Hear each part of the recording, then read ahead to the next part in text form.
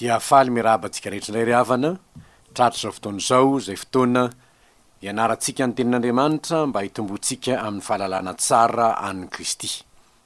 Tiako ny mampahatsiaro aloha fa angamba mety misy olona zao ianao vao mba mandray na manaraka ty fandarana ity, ary nefa mahalala moa ny mamerina indroa manana ny antitra, tsara ny mampahatsiaro fa ny vonto atin'ny Baiboly manontolo dia Kristy.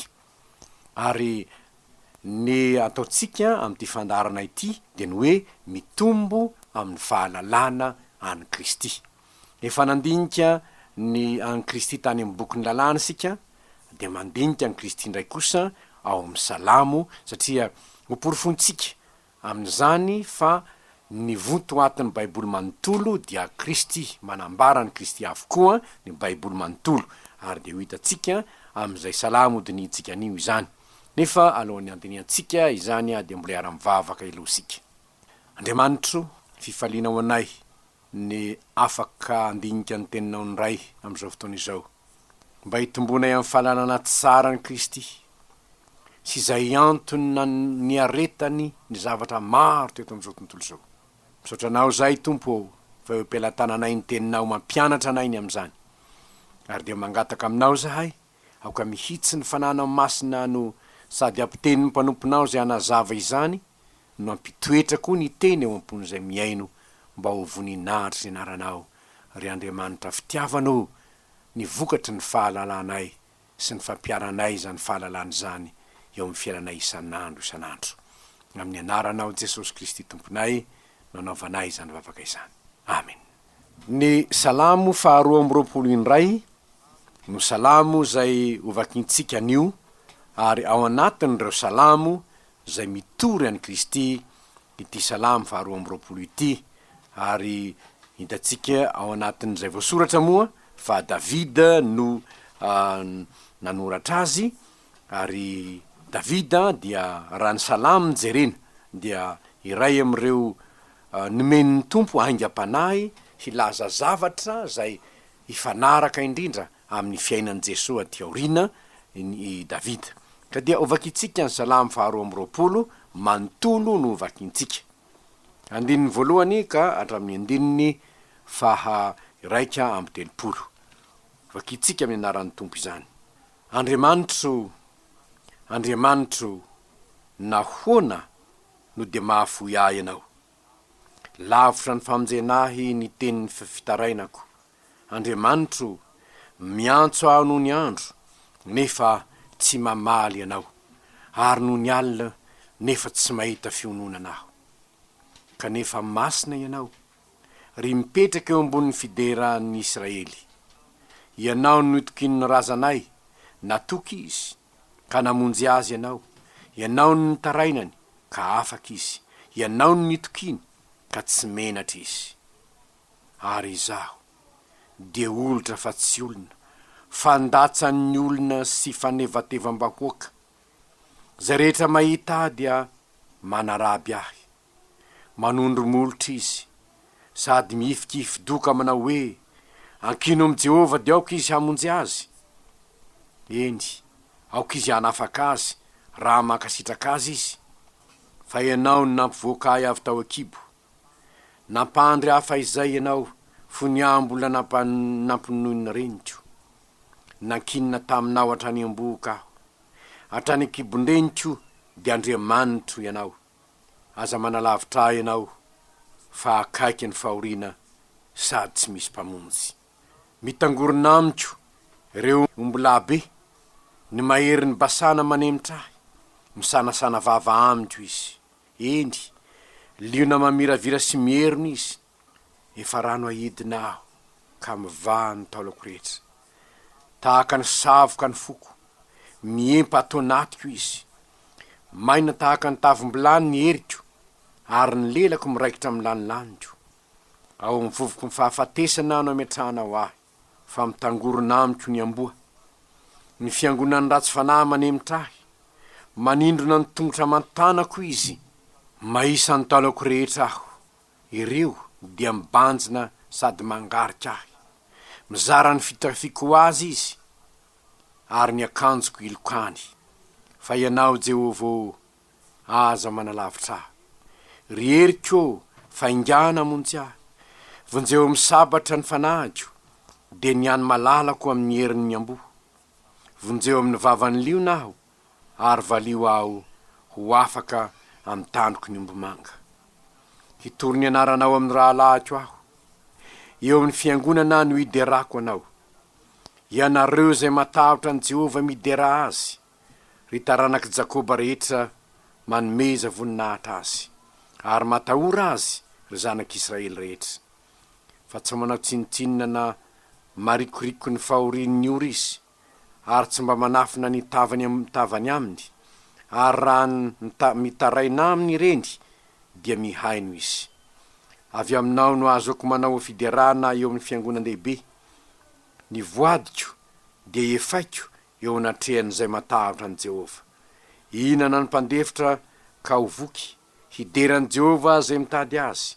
ho velona mandrakizay eny fonareo ahatsiaroko heverinao am' Jehova ny farany tany rehetra ary akohoka eo anatrehanao fireneny samihafa fa an' Jehova ny fanjakana ary manapaka amin'ny fireneny samihafa izy hihinana sy akohoka ny mpanefoefo rehetra ambonin'ny tany eo anatrehany ny andrehany zay rehetra efa hidina any ambovoka ka tsy mahavelona ny ainy hisy taranaka hanompo azy ary ny tompo de ho lazaina amin'ny taranaka ho avy hisy ho avy ka hanambara ny fahamarinany amin'ny olona zay mbola ateraka fa izy no nanao zany raha vao manomboka ity salamy ity ry havana dia manaitra satria ahitantsika any Davida to mahatsiaro tena ho nafoin'Andriamanitra ary zao mihitsy ny teniny hoe Andriamanitro nahoana de mahafoy ahy ianao ary izany teny zany dia retsika mihitsy teo ambony hazo fijaliana voasoratra ao amin'ny Marka 5:12 ny 4:30 sy ao amin'ny Matio 7:20 tena io teny io mihitsy no nivoaka teo ambavan'i Jesosy tamin'izy voaomby teo amin'ny hazo fijaliana inona no ambarany zany Davida nafoin'Andriamanitra Jesosy tompo nafoin'Andriamanitra Andriamanitro nahoana no de mahafoy ahy ianao Davida raha nanoratra ity salamo voasoratra eto ity dia tsy teo ambony hazo fijaliana akory fa tany ampantsirana angamby izy na tamin'ny fotoana zay nanenjehana mafy azy to nafoin'Andriamanitra izy fa Jesosy tompony kosa raha ny teny an'io teny io dia tena nafoin'Andriamanitra mihitsy izy inona no antony satria rehefa nitondra ny fahotany zao tontolo zao Jesosy tompo dia tena nanjary mpanota izy ary tsy maintsy nafoin'Andriamanitra izy satria nitondra ny fahotany mpanota nomboana tamin'ny hazo fijaliana efa nangataka nandritry ny alina tany Getsemane izy hoe raha azo atao raikeo de sory amiko ity kapoka ity raha azo ataony tsy hahafoizana ho aho faty teo ambony hazo fijaliana de aoka re tsy ho faty am'izany hazo fijaliana zany aho hoe aoka tsy hahafoinao aho kanefa hoy izy aoka tsy ny sitrapokany eno atao ny antony de satria efa fanekena ny fanaovany naraisiny zanaka ny hahafatesany teo ambony hazo fijaliana saingy tsy zakany nofony Kristy zany navesatra taminy zany ka ny antsoantso izy indrindra io antsoantsony io de antsoantso nataony tao anatin'ny aiziny satria nanomboka tamin'ny 12 toandro ka hatramin'ny 3 tao anatin'izany aizina izany izy de tena tsarony mihitsy hoe tena nafoin'Andriamanitra aho mba fantatrao ny antony nanafoizan'Andriamanitra ny Kristy fitiavana nao no antony fa rehefa nitondra ny fahotanao izy nitondra ny fahotako izy de tsy maintsy nafoin'Andriamanitra fa raha tsy zany de tsy nisy famonjena ho antsika mba ho vonjena ilay olombezy tahakahy mba ho isolovoina ny mpanota ary fantatsika rehetra fa izy no lay zanak'ondrin'Andriamanitra mitondra ny fahotany zao tontolo zao araka ny tenin'ny Jaona raha nahitan'i Jesosy izy ao amin'ny jaona toko voalohany ny andininy fahasivy ambyroapolo.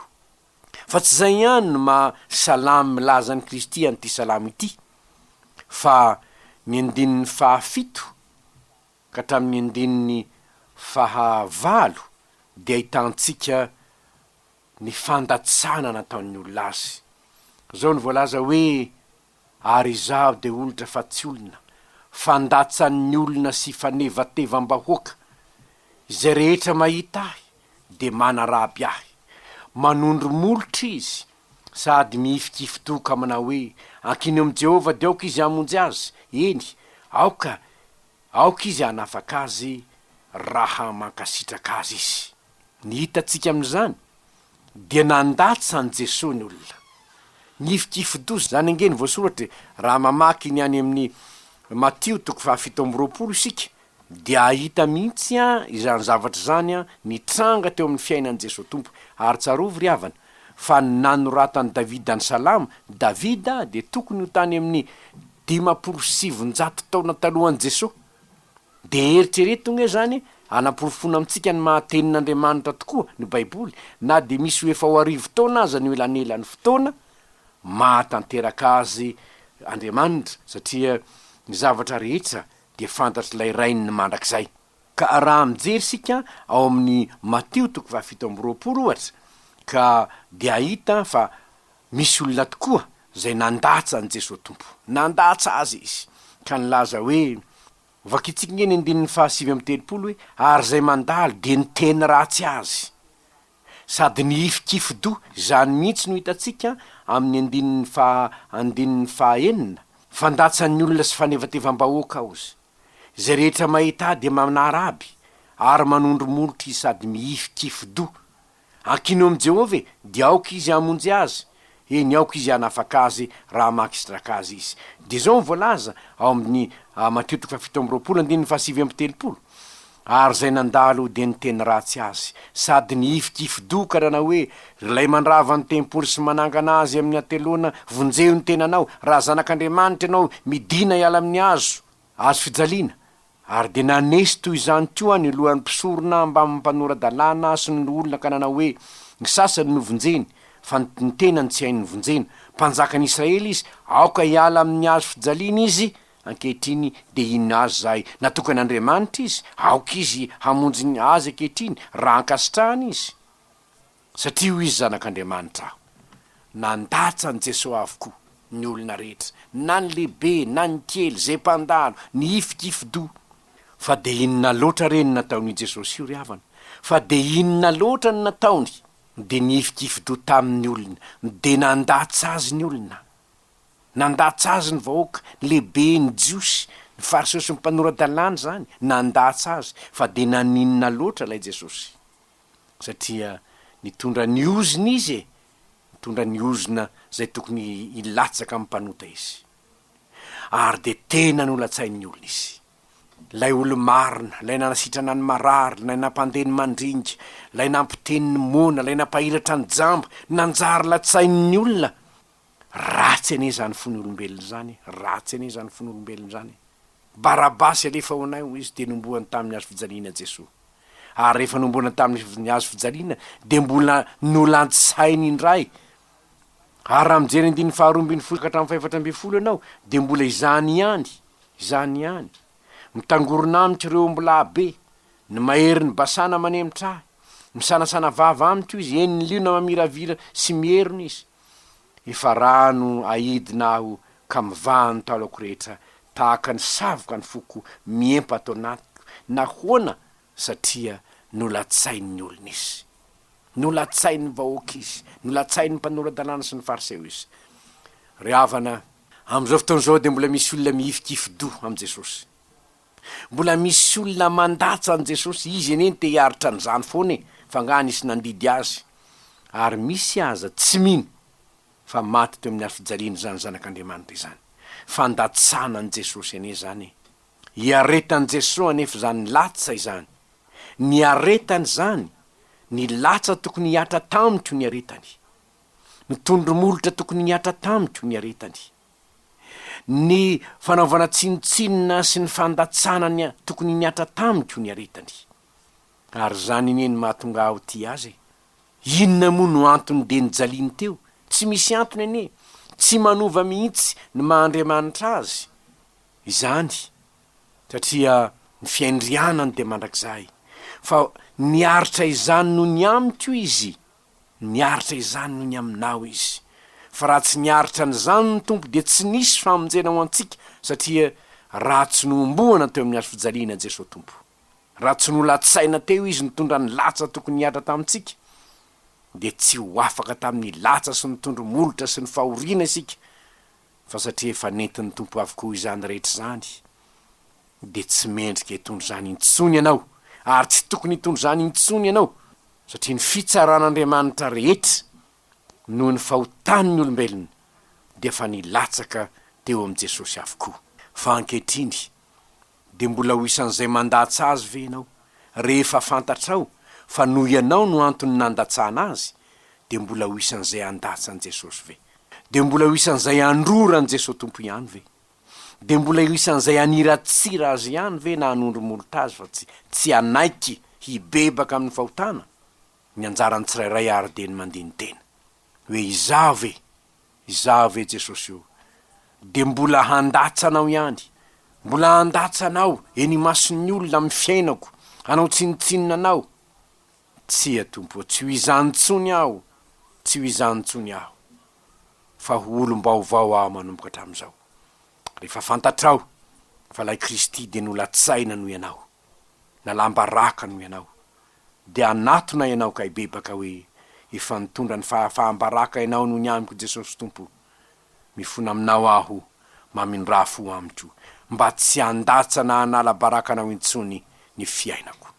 Ny toko 2:25 no ahitantsika ny tompo maina tahaka ny tavim-bilany ny heriko ary ny lelako miraikitra amin'ny lanilanitro. Ao amin'ny vovoky ny fahafatesana no ametrahana ho atsarony mihitsy mahapatsiarovantsika lay teny antsoantsony hoe mangetaeta aho. Mangetaeta aho. Efa nandritra ny alina no tsy nisotro rano tany Getsemane. Ny tontolony maraina tsy nihinana na dia rano kely eran'ny vera azy. Efa ariva tolakandro. Eny ambony hazo fijaliana, efa nilanja ny hazo fijaliana, efa nilanja ny fahoriana rehetra. Eo ambony hazo fijaliana izy ny antso hoe mangetaeta aho. Ary zany no ambarany hoe maina tahaka ny tavim-bilany ny heriko, ny lelako miraikitra amin'ny lanilanitro. Mangetaeta aho izy teo ambony hazo fijaliana. Raha mamaky ny Jaona toko 7:20 ianao, ny 9:7-20. Nangetaeta ny tompo, niaritra ny zavatra mafy ny tompo. Ary inona moa ny mendry zalazy ivyo? Vinaingitra ny no nomeny azy. Rano no nampangetaeta azy, vinaingitra ny meny ny olona azy, haratsipon'olombelona re zany.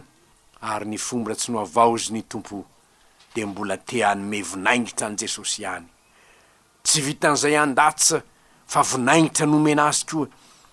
Teny ahoana no mba menao ny tompo? Teny manao ahoana no menao ny tompo? Raha tsaronao fa noho ianao nahatonga azy matinketaheta teo ambony hazo fijaliana. Ny 9:40 inona ny voambarany eo?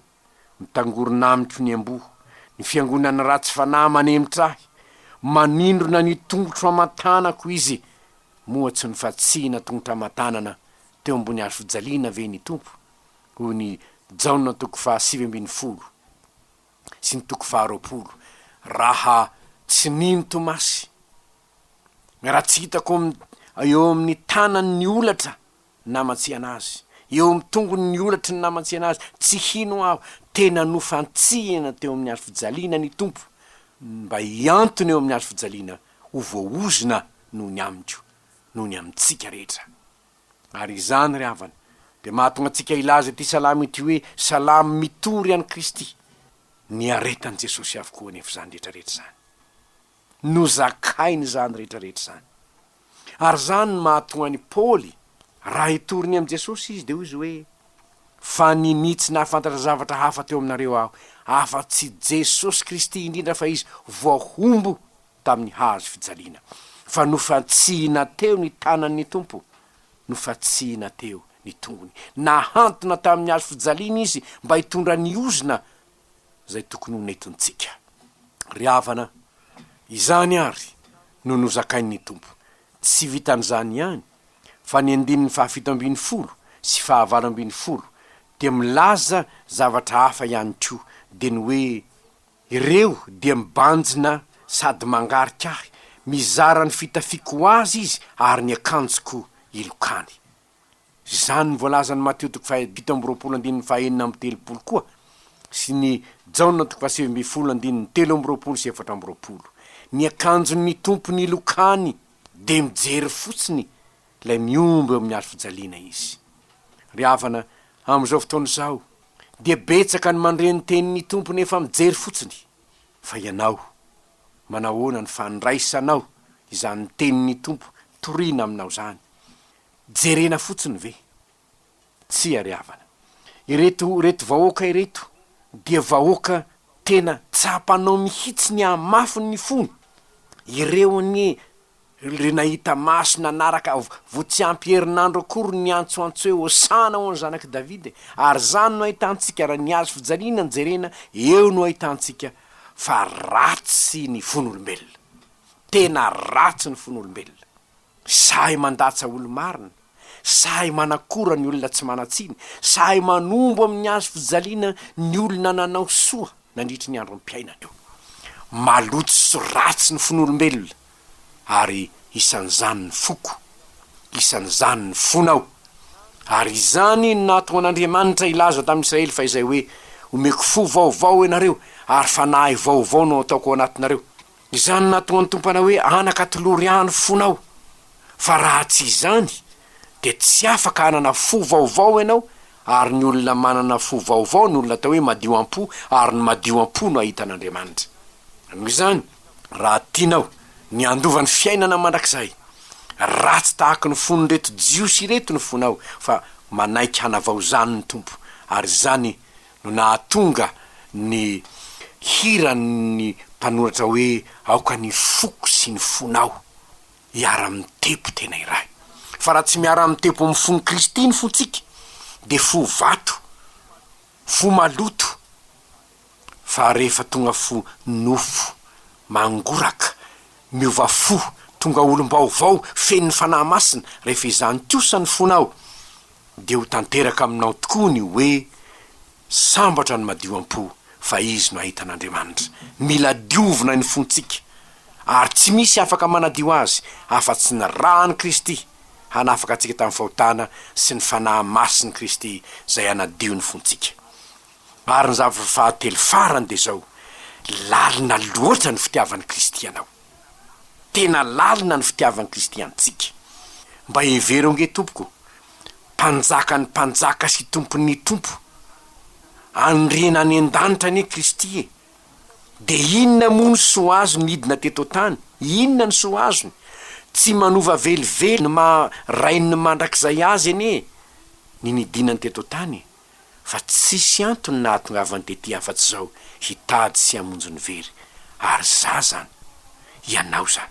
Ko raha mba vita le fitediavana ndray, raha mba vitany hoe ny fidinana teto tany fotsiny moa ka tonga no fotsiny ka aninona, fa tena ny vesatra ny fahotana rehetra sy ny latsa rehetra sy ny ozina rehetra, ny lentika novonoina tao anatin'ny taony manofo azy mihitsy, nampijaliana maty mihitsy izy.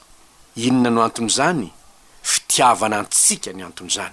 Fa raha tsy nisy raha latsaka de tsy nisy famelan-keloka, ary raha tsy maty eo ambony hazo fijaliana Kristy, de tsy nisy mihitsy mpamonjina nolotra ny ainy isolovoina anao, isolovoina ahy. Ary noho izany de tena lalina loatra ny fitiavan'i Jesosy antsika. Ary zany nahatonga ny mpanoratra ny tononkira hoe mamy ny foko ry Jesosy ny famonjena zay vitanao. Ary tsy vitan'izany, fa ohatry ny anankiray raha nanoratra izy hoe ambony ny fitiavanao, tsy mba takatray. Lalina loatra. Ataoko hoana no anakatra zany hoe no ny amiko ane nahafatesan'ny tompo teo amin'ny hazo fijaliana, no ny amiko. Fa de inona loatra izaty? Tsy ny aho, izany nahafatesan'ny teo. Ko raha mijery hazo fijaliana ianao, de izao ny tsarovy, izao no teniny io azo fijaliana io, tianao Jesosy. Ary de raiso, raha ohatra hoe rakoto ny anaranao, raha vao mijery azo fijaliana ianao, de izao no lazao hoe izao ny teniny io azo fijaliana io, tiany rakoto Jesosy, ka maty teo izy. Raha naina no anaranao, de izao ny dikan'ny azo fijaliana, tiany naina Jesosy, ka maty teo izy. Ry havana, izany ary ny salamo 2:20 manambara lay nafoin'Andriamanitra, manambara lay nilatsain'ny olona, manambara lay nalamba raka, lay nororana, lay nisatroan-tsilo, lay nifatsiana tamin'ny azo fijaliana, manambara lay nilokan'ny olona ny akanjony. Ny antony satria tianao izy, mpamonjy anao izy. Koa enganie, izany fitiavan'i Jesosy ianao zany, de mba hitarika anao koa hanolo tena ho azy ka anao hoe maminy foko ry Jesosy ny famonjena zay vitanao. Ny ady sokona velanao tena afaka ao mandrakizay. Ary de ianao koa no hanolo tena ka anao hoe Jesosy malalo ao mpamonjy soa. Indro ny aiko raiso anao, velon-kanompo aho velon-kano, vonon-kanao zay sitrakao. De ho tsapanao ny asa arbidiny famonjena nentin'ny Kristy io anao tamin'izay niaretany teo amin'ny azo fijaliana. Ivavaka isika. Tompo, misaotranao zahay noho ny faminramponao, fa tsy misy antony tokoa manko tokony ho nijalinao teo ambony azo fijaliana. Nahafozanao ny lanitra, niaretanao ny fahafahambaraka indrindra, fa nalamba raka sy nosatroan-tsilo ianao, novonoina teo ambony azo fijaliana ka nafonina rainao noho ny fitiavana anay. Jesosy io, zany asa arbidiny fitiavanao zany anie, de ahatonga zay rehetra mahalala azy, ka mahafantatra sy mitomba amin'ny fahalalana anao, ho tianao bebe kokoa hatrany, ka na inona manitony eto amin'izao tontolo zao, de tsy atakalony anao izany. Mpamonjy eo, misaotra noho ny fitiavanao. Ho de raina mandrakariva eo amin'ny fiainana zay rehetra nandreny teninao anie, ny anaranao Jesosy io. Ary na iza ny tombo tamin'ny fahalalana anao, de ny fahalalana ny aretanao teo amin'ny azo fijaliana, de hankalaza ny anaranao sady hanompo anao amin'ny fifaliana kosa. Amin'ny anaranao Jesosy, no anaovanay izany vavaka izany.